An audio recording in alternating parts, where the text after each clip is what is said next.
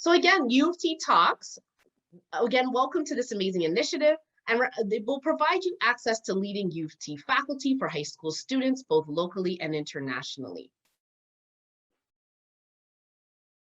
Now, I am very fortunate to be able to introduce to you today our amazing speaker, Dr. Rhonda McEwan. Rhonda McEwan is UTM's Vice Principal, Academic, and Dean, and is a Professor of Emerging Technology at the Institute of Communication, Culture, Information, and Technology.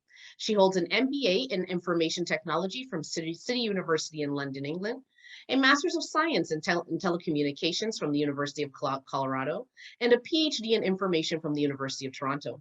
Professor McEwan was previously UofT's first special advisor on anti-racism and equity, and as a researcher, instructor, and consultant of new technologies around information practices, Professor McEwan focuses particularly on mobile and tablet communication, virtual reality, communicating with robots, and social networks. I don't know about all of you, but I'm extremely excited to learn more from Dr. McEwan. So welcome, Dr. McEwan. You may begin your presentation. I want to first thank you so much, and thanks to everyone at UofT Talks. What a great time to chat with you today about some of my favorite subjects. So I first want to just say welcome to UofT Talks today. And if you listened to that introduction and you thought, wow, that's a lot of stuff, so did I. In my mind, I'm still the little girl from Trinidad who enjoyed breaking things open. And specifically, I enjoyed breaking open technologies. So I would 1 minute be writing with a mechanical pencil, and the next I'm like taking apart the pencil to see how it works. Nothing was safe with me.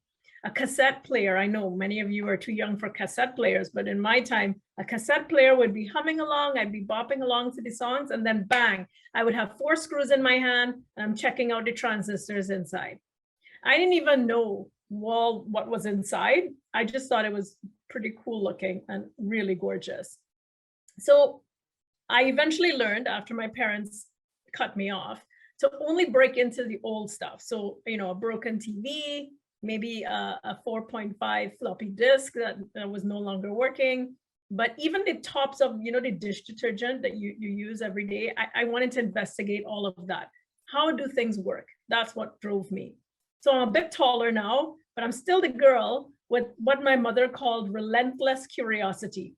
And over the years, I added one more dimension. Not only is my interest how technologies work, but also what the consequences are for using technologies. So in that way, I bring together the technical and the social. And another way to think of it is I bring together the human and the machine. So today I'm going to talk to you about just a small slice of what I do. There's so many things I would love to share with you about emerging technologies and human beings working together. At the Institute of Communication, Culture, Information, and Technology that you see right here, that's a department I work in at the University of Toronto. And I focus on tactile interfaces, communication, and cognition. So I think about how does the brain, how is it affected by all these new technologies? I hold the Canada Research Chair for this subject. I also lead the Sensory Information Processing Lab at the university, and I work with my students, including undergrads and my postdoc fellows on several projects. For example, we've been looking at touchscreens and how people with disabilities can interact with these kinds of technologies. I have a project right now on VR and learning. I also have a project on robots, and I'm looking at how reading robots have been used during the pandemic in the home. I focus on wearables. So, you know, if you have a Fitbit or a Google Watch or an Apple Watch, you know, things like that, things that tell us about the body and how we've proceeded through our day, giving us quantified data about our movements. And I also work on what is called large language models. It's a long term, but we call it LLM, large language models. And what they do is we're investigating how these new tools deal with diverse language structures. So I'm from Trinidad. We have a dialect of English that we use commonly. How is that dialect understood by the technologies that are being developed today? Perhaps we could discuss these projects in this Q&A, but right now I wanted to focus a bit more on my current topic, which is our topic for today. Alexa, are you my friend? the rise of the social robots. So this talk really hopes to light a spark in some of you here on some of these big thoughts that we have in an area called human-machine communication, which is the area that I work in now. And I thought you would probably be familiar, maybe even on TV, with some of these new virtual voice assistants. They may be in the form of Google, so Google Assist, for example. There's Amazon Alexa, and there's Siri, which can be embedded in your phone even. So some of you may use Siri on your iPhones or Google on your Android phones, but they are standalone devices. Now you might say to me, Rhonda, that's not a social robot. But in fact, they are. The same technologies that sit under these devices are the same machine learning and artificial intelligence or AI algorithms that we are starting to see in actual robot form. So these virtual assistants were designed fundamentally to understand human-to-human conversation and actually make use of them in some way. So you could direct this Alexa or Siri to help you with different things that you're working on. While they don't have the physical form that you've associated with a robot like C-3PO from Star Wars, they do use those same user interfaces, back and forth voice exchanges. So software robots show us what the coming hardware robots will be expected to do in the future. Robotics will increasingly incorporate voice user interfaces or voice UI, very much like what we see in today's virtual assistants. And because voice communication is familiar to most people, we do expect to have more success using voice as our interface with robots than any other kind of input like typing.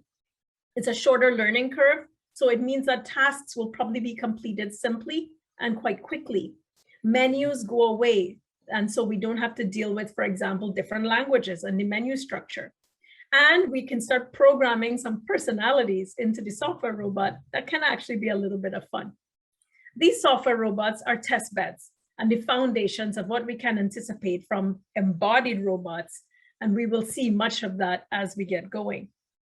So AI is what I talked about earlier. It's artificial intelligence, and you will find AI in a variety of tools. In the home, things like Nest are starting to incorporate AI, but also in workplaces. Amazon, for example, uses a significant amount of AI and robotics in their warehouses even today. And we expect to see that transmit itself all through the system. Here's an example of what I mean when I say a voice UI, a voice user interface, which says that when we speak, we will send sound waves through the air that will be picked up by microphones in these devices and then translated into digitized format that could be searched and discovered. So, what are social robots, and are they our friends? So I'm going to just share with you a bit of a fun thing that I did one day. I decided to ask Alexa that directly. I know you're thinking, what are you talking about? Well, I asked Alexa if she was my friend. And here's what came from it. I'm just going to move this here. Okay. Alexa, will you be my friend? We're definitely friends, but are we besties? To see how well you know me, just say, quiz me about you. Alexa, quiz me about you. It's time to test your AIQ. I'm going to ask 3 questions that are all about yours truly. Let's see how well you really know me. Question 1. My favorite number is 0. True or false? False. Way to go! My favorite number is 99. It's so close to 100%. Reminds me to keep working hard every day. Question 2. My favorite football team is the Seahawks. True or false? False. You fumbled that one. I consider Seattle my hometown, so the Seahawks are my favorite football team. Question 3. My favorite food is pizza. True or false? False. Bingo! While I appreciate food and drink, my taste is better reflected in the company I keep. Alrighty. Let's check how you did. You missed 1 out of 3. Good, but not great. Wah, wah, wah, wah. You should spend a little more time getting to know me. Do you want to play the quiz again? I'm all set. Sorry, was that yes or no? No. Okay, thanks for playing. Okay, so how about that for a little bit of fun? So I think what you could appreciate from what we just heard is that the AIs are getting so much better at understanding us. And one of the things I found interesting, and I don't know if you picked it up, is that you could hear that Alexa was anticipating a certain answer from me at one point. Did you catch that? When she asked me if I wanted to continue playing with her and asking about her. And then when I answered differently than she expected, like you as a human user, you would have understood that I meant I didn't want to play anymore. But she needed to hear me say the word no to be able to fully understand what I was saying. So the AIs aren't perfect, but they certainly are getting much better. Now let's talk a little bit about what we're gonna discuss from that example. So this talk describes what these social robots are, a little bit about how they work or should work, and what communicating with robots means for human society. This research is part of a new branch of interaction studies called Human-Machine Communication, or HMC. And I'm delighted to be one of the world's first scholars defining this emerging field. So first, I'm going to go through very briefly, what are social robots? Then, how do they or how should they work? Finally, what communicating with robots means for human society. So let's get started. What are social robots? Well, social robots are voice robots at the moment, but will become embodied robots that engage with people in bidirectional communicative exchange. Well, and that's all fancy words to say they can go back and forth with a human using voice. In terms of marketing, we've seen quite a lot in the area of seniors here. And for example, we see this piece from the San Diego Union Tribune that said voice technology like the Amazon Echo pictured here allows seniors to safely interact with their physical environment while keeping connected with family and friends. That was in December of 2019. Now, as you all have lived through this, you could imagine that by early the following year, these devices became even more in demand. So designers of these technologies draw from psychological research in areas such as communication studies, perception, social emotional intelligence, and theory of mind to develop these capabilities. So first, digital caregiving. This is one that we could think about that these kinds of technologies could support. Another one would be actually asking questions and getting answers, like a basic search function would be good for something like this. Giving us reminders, daily reminders. For example, Alexa, tell me when my dinner is ready, and it can give you a reminder, or let me know when the temperature hits a certain number. But the big one is this one, combating loneliness. And as you can imagine, during the pandemic, this really increased the sales of devices like these. As many people were in stay-at-home orders alone in their homes, these devices provided a way for them to actually have an exchange, even if it was not with another human. So how do social robots work? Well, this is going to be a very brief piece here, only a couple minutes. But in my courses at the University of Toronto, we actually go through how these work and actually do some programming. So as you could guess with Alexa, for the question that she asked me, programmers would have developed a set of answers that she could expect to hear. And that we call a corpus of training data. So we tend to create for the AI a whole bunch of data that they can train off of. And when they get a response, they look through the list to make sure it's one that matches. And if not, it returns a query to you to say, tell me once again, or it provides sometimes an inaccurate answer. The problem with these kinds of things like training data is that if I ask all of you on this call to provide me with the answer to any particular question, let's say the question is, what color is the midnight sky? Some of you might say black, some may say dark, dark navy blue, some might say it's a kind of a purple color, and others may come up with other descriptions. That means that the training data that you are providing me, when I ask that question, I gather your responses, and that's the training data. Unfortunately, they would only be biased based on people on this particular, on this presentation. What about people who have vision impairments or who have color issues with seeing certain colors? The answers we come up with would not provide a response that would make sense for somebody like that. And that means that the data is biased. It's biased toward the kinds of answers that we got when we asked the question in the first place. That's how things were in the early days of AI.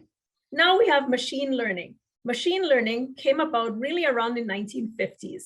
And the idea here was, after giving the training data, could we not have the AI itself learn on its own without having to keep giving it training data? And they would learn based on the answers that it got over time. So every time someone asked, when Alexa got my question response wrong, that now goes into the database, and they will, and Alexa itself, the AI, will analyze that and say, you know what, when somebody says this next time, I'm all set, that means no. And that now Alexa will learn for itself how to handle that. Then came the Turing test. And the Turing test is fascinating. Alan Turing was a mathematician, a statistician, and a scientist in the 1950s. And he created the ultimate test, the Holy Grail. The Turing test says, to determine if a computer has intelligence, it must be able to fool a human into believing that it is also human. So if Alexa was behind a screen and we couldn't tell it was a machine, and we went back and forth, if I came away from that thinking, wow, that's a human, I can't tell if it's a human or a machine, then Alexa would have passed the Turing test. I don't think Alexa passed the Turing test this time. But that's one of the real holy grails. That's what we're aiming for in AI, to get to that point where the actual machine could fool a human user. Then came natural language processing. Around the same time, the 1950s was a big, big moment for artificial intelligence. And natural language processing said, instead of keying in entries as touch or tap input, what if we can use voice as the input? And that's the result of what we see today in Google Assist, in Siri, in all of the other virtual voice assistants, is because of natural language processing. They work on the basis of statistical pattern recognition, which came along about a decade later, which says that the machine should be able to look at the statistics of what were the responses that came in and look for patterns. And if it could find those patterns, it could make some connections and produce different responses than what was in the original training data. That led to explanation-based learning in the 1990s, where you could actually have the AI do statistical pattern recognition so that it could come up with alternative explanations and come up with different solutions based on what the human was offering. And that gets us to deep learning. Deep learning is where all of the innovation in AI is happening today. And I'm proud to say that Dr. Jeffrey Hinton, who coined the term AI, is from the University of Toronto. And deep learning speaks to algorithms that let computers see or distinguish objects and text in images and videos. So if you've ever used Facebook's Deep Face, it's a software algorithm that's able to recognize or verify individuals based on photos to almost the same level that a human could. That's what you're looking at. That's deep learning. So the last I wanted to talk to you about today was, what does communicating with robots mean for human society? Well, a few really important things. In the image I have in front of us, you can see a robot interacting in sort of the daily lives, helping a family find their way around the city.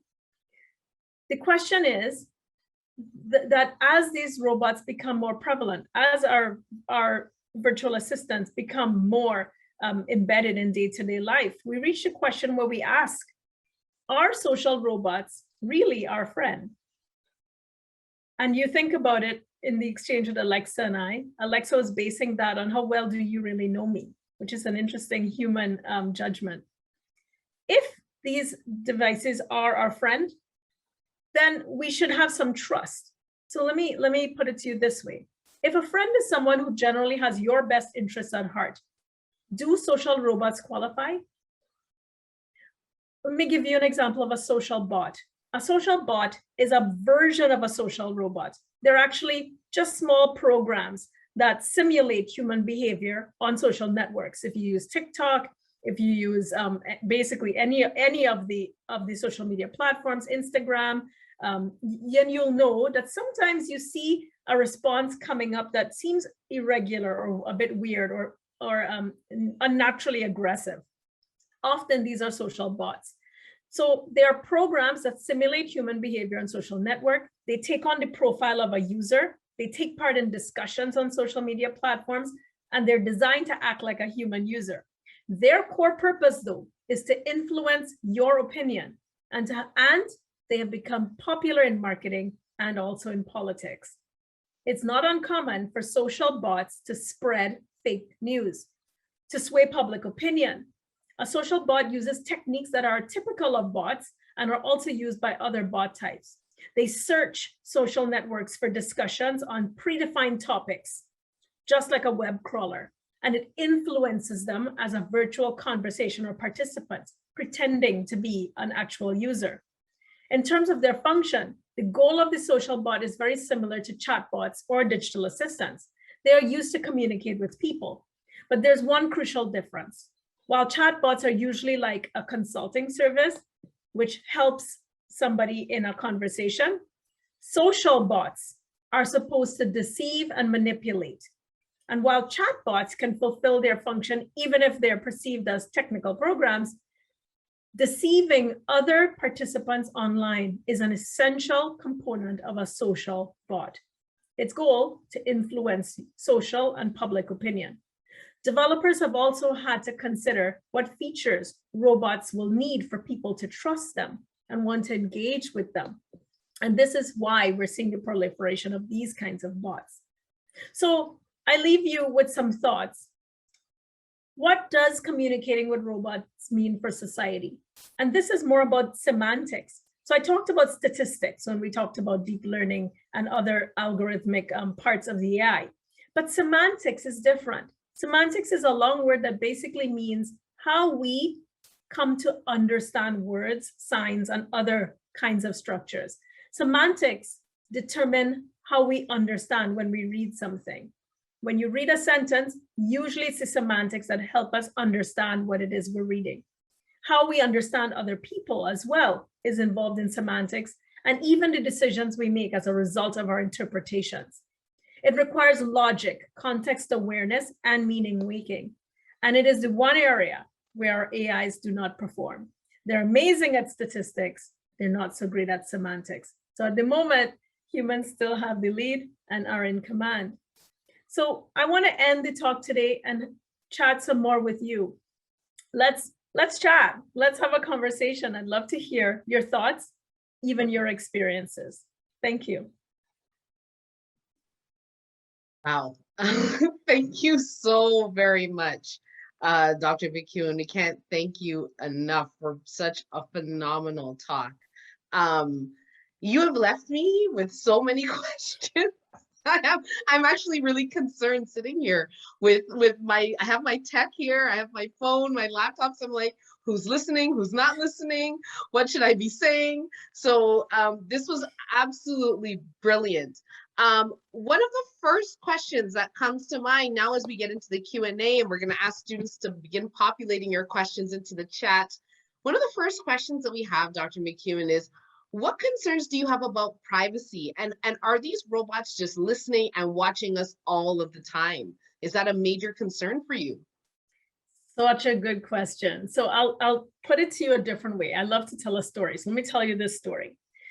So I was talking to a friend of mine, and I was just in my kitchen, and she was visiting for a cup of tea, and we're talking, and she was talking about, you know, that her son, who's much younger, was needing a larger size of clothing. So we're talking about different places she could get some new clothing. And I said, well, I've been looking at Marks and Spencer's online and they have good uniforms. And I kid you not, there was no other reason for this to happen. The next time I logged on to my search engine, all the ads were about Marks and Spencer's uniforms, right?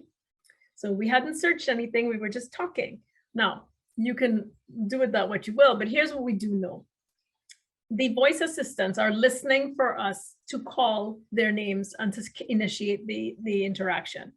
So of course you'd have to say, Alexa, I say it quietly because I have one. Or if I say, you know, hey, Google, because my phone's going to jump up now. They're listening. So, but they're constantly listening in the environment for those words to appear so that they know it's time for us to have a discussion or an interaction.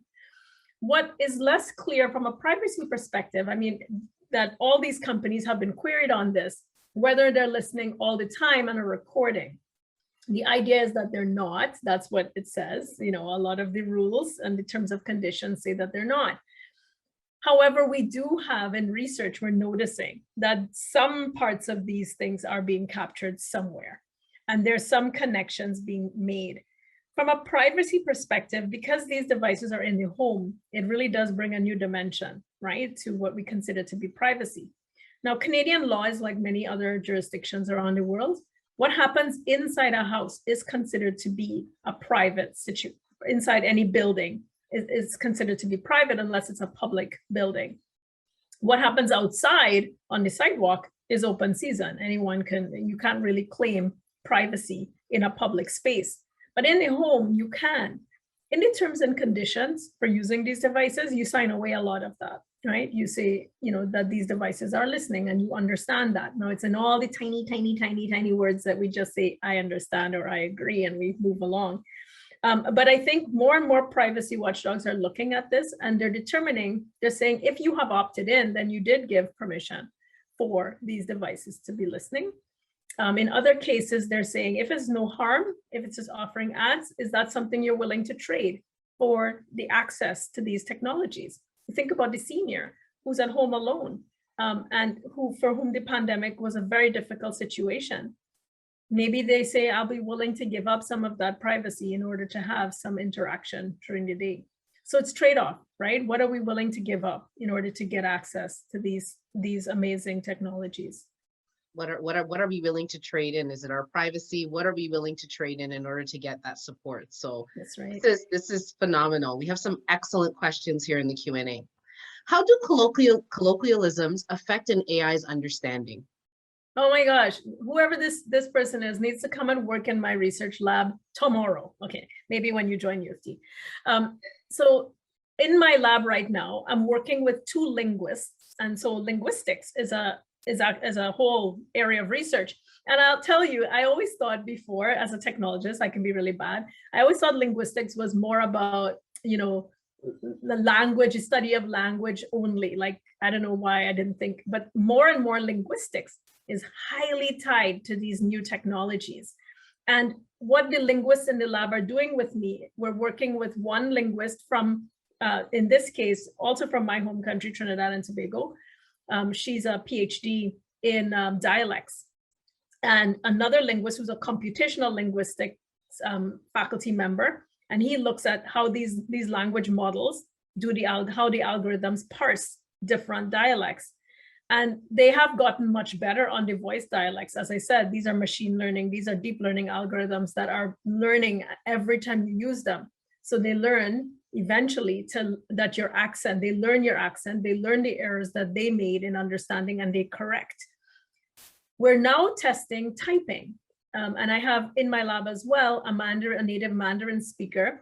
And so we have in my research team right now, we have people from 3 different countries speaking 3 different languages. And we're testing out a large language system right now to see how it handles not voice, but how it handles text. Because everybody assumes that dialects are just voice, but people write in their dialect as well. And what we're seeing is that the voice is getting better, but not the written form just yet. So we're trying to see if we can create a corpus of learning data that would change the way the algorithm is parsing the written dialect. And so that's an active project right now. That's excellent. I'm so excited to hear all of this TNT connections globally. All right, we have another excellent question. Do you believe that AI alone can alter the course of political elections? And if so, do you believe that such technology should be restricted or banned?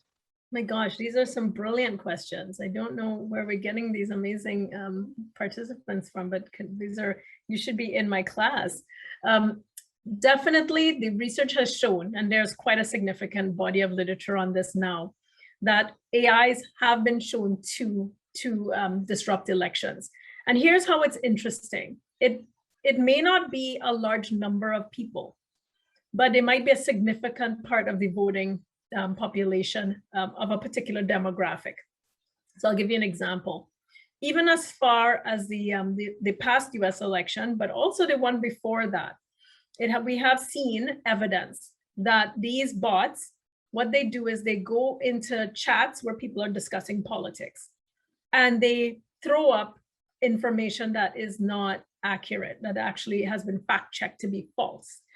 Unfortunately, people in those conversations don't realize they're dealing with a bot that is just disrupting the entire conversation.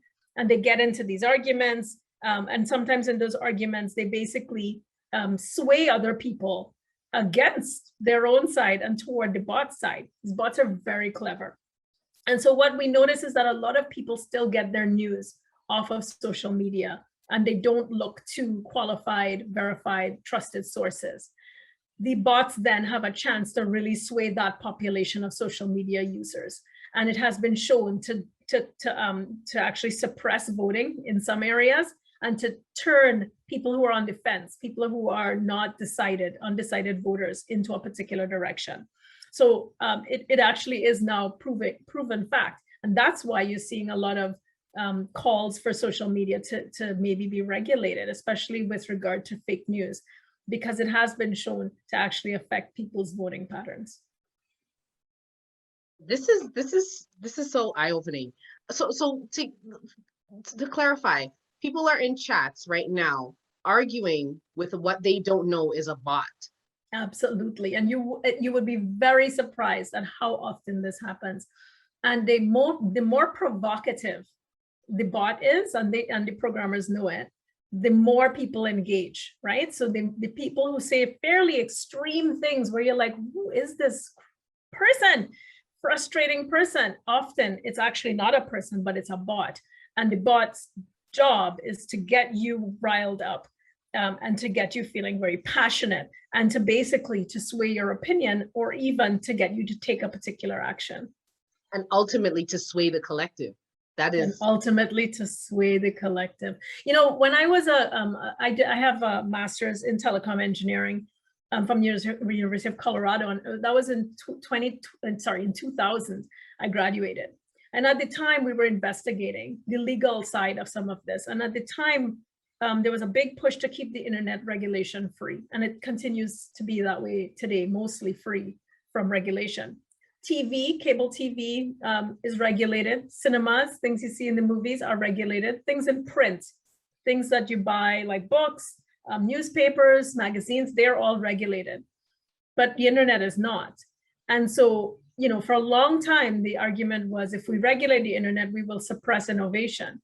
But here we come now. I look at it 21 years later, and we look back and to figure out, was that an error? Did we make a mistake to leave it unregulated to the point where it's having these kinds of effects, even on people's mental health, as they engage in these really toxic exchanges with bots?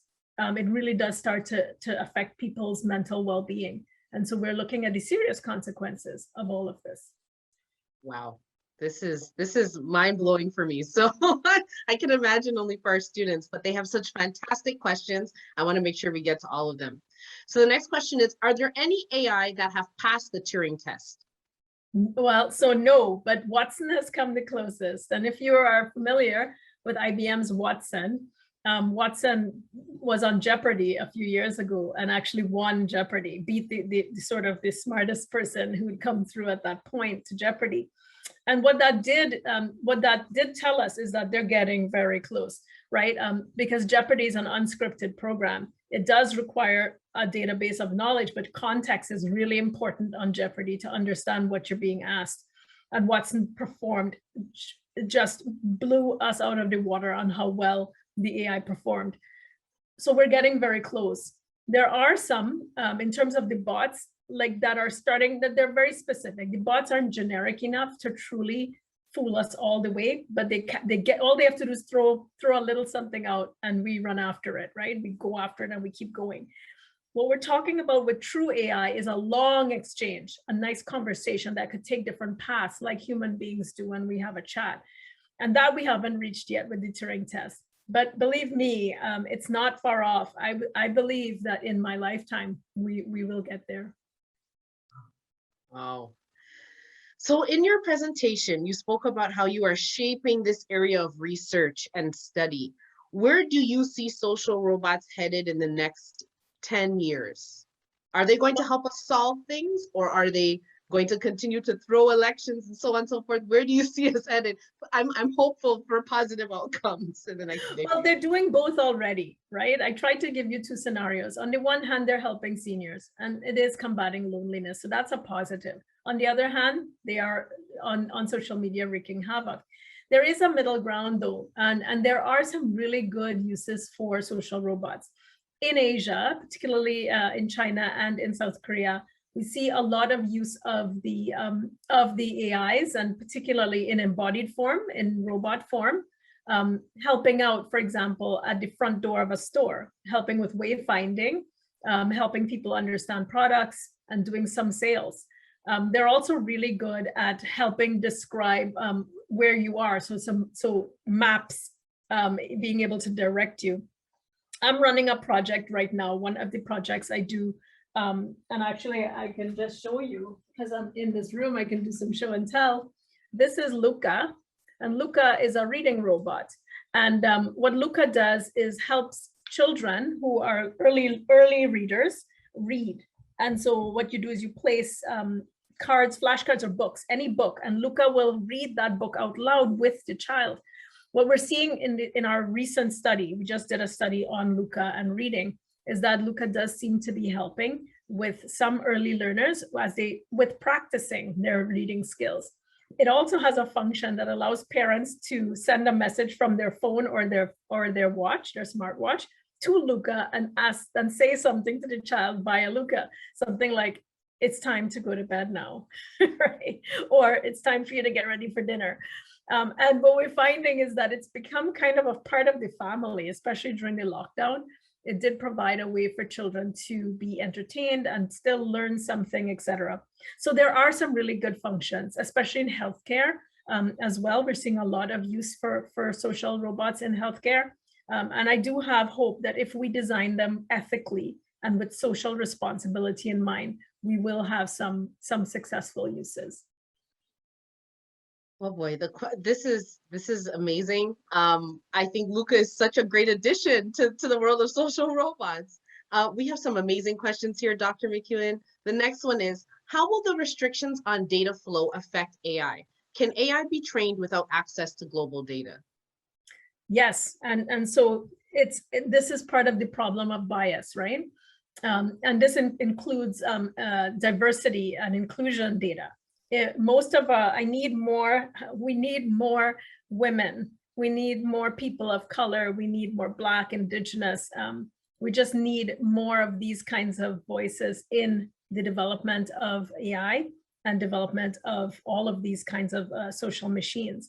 And this is because we bring different lived experiences and perspectives. So right now, there are data sets that are continuously mining. I'll give you a small example. You might have used CAPTCHA for something before, like you're trying to use a site and it asks you to pick the traffic lights in these 6 pictures. And you go ahead and you do that, or pick the picture that has a car in it, and it's verifying that you're a human and not a robot. That's what it says. But what it's doing is collecting data at that point. So CAPTCHA is a data collection that helps machines to learn. And people all over the world use CAPTCHA and other systems like CAPTCHA, and we're adding to the training data set all the time. Microsoft also has a really cool training data set on self-driving cars that you can check out after the talk. And that also, it's taking determinations. Would you cross, would you drive on this road or this road if there was a person that would get killed on this one or a train coming on the next one? That's your only two choices. And what it's doing is it's looking to see how a human would make a decision and then train that into the self-driving car as an AI. So there are many ways that they're using online platforms to do, to collect the training data. But the real answer is back in my earlier slides, when I talked about deep learning. Can the machine teach itself after a while from the data that it's getting? So that we don't need to create the data sets, but that every time it interacts, it learns a bit more and improves more and more. Okay, so to my understanding, then the next sort of frontier is to have the robots be able to just learn on their own rather than having to collect that. That's okay, right. So that is deep learning, and that's where we're doing most of our work right now is around using sensors like optical sensors, microphones, other kinds of vibration and other sensors that give the robots or the AI a lot more data to work with and learn from, so that it does those deep statistical modeling to learn for itself as well. Oh my gosh. Okay, so there's a follow-up question to this, Dr. McEwan. If that data does not include the speech or image data, what is collected that AI uses? So it uses the original training data that was sent in. And if there's no, if it's not using deep learning techniques, then it's really reliant on that original data set. And so I'll give you an example. When I used Google Assistant many years ago, when it first came out, it didn't understand, it could not follow. Most of the time I tried to say something, it didn't understand. Now, when I use it, it is understanding. So it is learning. But the thing about AI is that, remember, it's all software. It's not like Luca, for example, that like Luca is updated every day. It taps back into the original database and it pulls in more functionality. Same with most of the virtual assistants. They are constantly, because they're connected to the internet, they can go and get an upgrade. And so they actually get more and more capability as users are using them. And so we're very few AI. There are some still, but there are very few right now, the modern ones that are being updated every day, that are holding on to just the original training data. Most AI are receiving data as you use them. Okay. Wow, this is an amazing talk. We have another question here from a student. Regarding what you said at the beginning of the Q&A, can an AI be trained to listen to, for example, criminal confessions when people think that no one's listening? And does this raise any ethical questions? Oh, I see, this is where all the ethics come in, right? So a confession, let's say we're confessing. The legal system would say that we have not passed the bar, that it would be inadmissible evidence in court because it was happening inside a home or inside a private location. That doesn't mean that that there isn't a way for the legal system to subpoena records, and to subpoena a record, you have to convince a judge that you think there is harm happening, that there is wrongdoing. That's a pretty high threshold, but it's possible to get, as you know. So if you are being recorded without your consent that it was going to be used in a criminal matter, let's say, it should not be admissible in the courts. And this is something that we're battling through right now. That's the way most legal systems are working. It would be like having a wiretap or a bug in your house that you were not aware of. But as you know, in some cases, if you get the legal permission to do so, you could actually put it in place and have it taped and use it against someone. But that would require almost proof of wrongdoing before the evidence is collected. So it's a little bit of a higher bar, but it really does fall into that category of recording without permission, and whether that's admissible in the courts wherever you are located.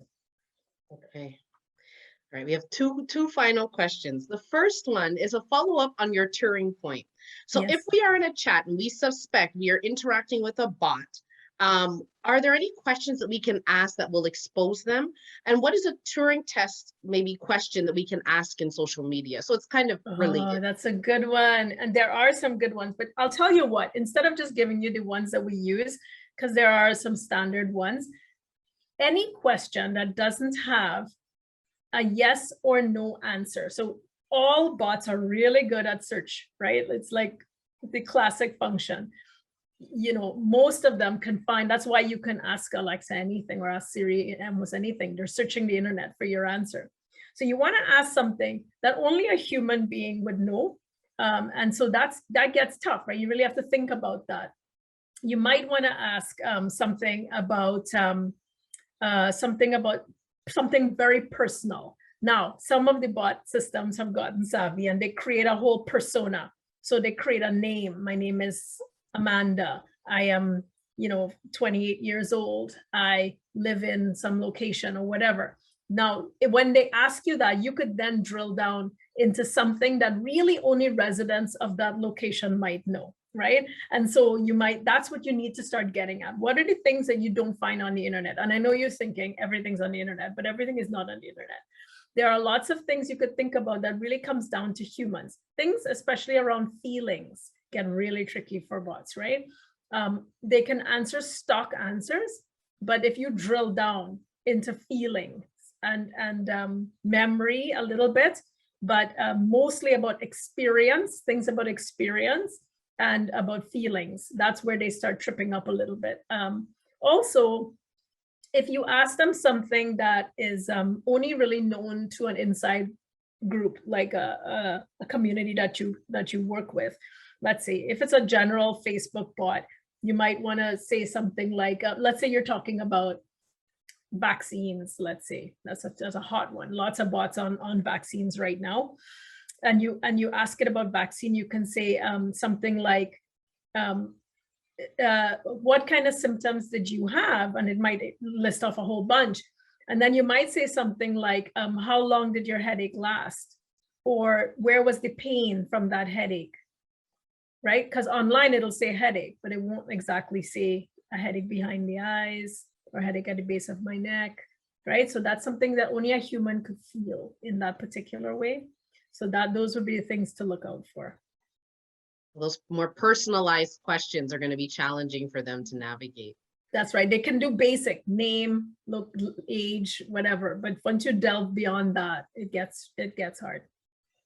Excellent. So our last question for this evening is really in relation to your biography. So we know that there are so many students here tonight that may be racialized, maybe young women that are thinking of getting into this field. And I think your biography really speaks to being the first advisor on anti-racism and equity, first Black woman dean of UofT Mississauga, some of the amazing accomplishments. How have you been able to be resilient and push the boundaries in spaces that are sometimes not diverse at all, in particular as it pertains to IT? How have you been able to get to all of these amazing firsts? They're just wonderful. How could you speak to us about that? That's lovely. And I do hope that, if there's somebody out there who I could help inspire to do the same. I'm here for that for sure. What I think the thing about me is that as my mom would always say, that I did have that curiosity above all else, and I certainly was not the kind of person that let people second guess things for me. Right? I was always wanting to prove. Not so much to anybody else, but to myself. I set myself some really cool goals, and I never thought that they were not possible. I did science in school, in high school. I did science all the way. So I did chemistry, biology, math, and additional math and physics. But I also did literature. It was part of what we needed to do. I did French. I tried to be well-rounded in my approach. I did art, for example. And I think those things have served me well. In terms of using my spaces and my voice, there's an acronym I've started using, which is RAT, which is pretty funny, R-A-T. And it says representation without agency is tokenism. And I'll explain that a little bit. It says, if I find myself in a location where I am the first, or the only woman, or the only Black woman, or the only anything from the Caribbean person, for example. I tell myself that this space is valuable space, and that since I am the first to be here, then I need to really make it count, right? And so I find my voice, I speak up, I always ask a question, or I engage in a way, I push myself further, because I know that I want to clear the space for somebody else to follow. And the more I can clear that space, then I'm clearing a space for hundreds and thousands of young Black women to come through. And I'm really conscious of that. It's not easy. I was shy in the beginning. I didn't want to speak up. I didn't want to represent. Sometimes representation feels very heavy. But I know that when I find myself in those spaces, that I have to make it count. Otherwise, I'm just another number, right? And that's not what, in these spaces, we are given a gift in that moment to really make it count. And so I take it as a responsibility. So I push myself. And it's not always beautiful and perfect, but every day you get better and better at that, and you actually start also representing yourself. Amazing. Representation without agency is tokenism. I will take that with me throughout my week, throughout my next few months. RAT, it's going to be on my wall for sure. We cannot thank you enough, Dr. McEwan. This was absolutely brilliant. Students are thanking you in the chat. This is amazing. We are so grateful for you tonight. I also want to remind students that this is just one of the amazing talks that we have, and it will be recorded and placed on the UofT Talks website, so you have the ability to come back and watch it, listen to all of the different pieces around deep learning. You have the ability to do so. Next month, we will have Professor Steve Jordans with us, who will be talking about magic. Magic is alive and well, and we teach it at UofT. I feel like tonight we spoke about a lot of things that I would think is magic, but we will be continuing that theme next month with Professor Steve Jordans from UofT Scarborough. Again, a huge thank you to Dr. McEwan for a fantastic talk this evening. We thank you all for joining us, and for the students for such thoughtful questions. This has been questions. a fantastic evening. Please take care. We hope you enjoy the remainder of Fall Campus Week. And Dr. McEwan, we're gonna have to have you back. This was just amazing. My pleasure, and thanks everyone. It was really my pleasure. Take care. Bye-bye.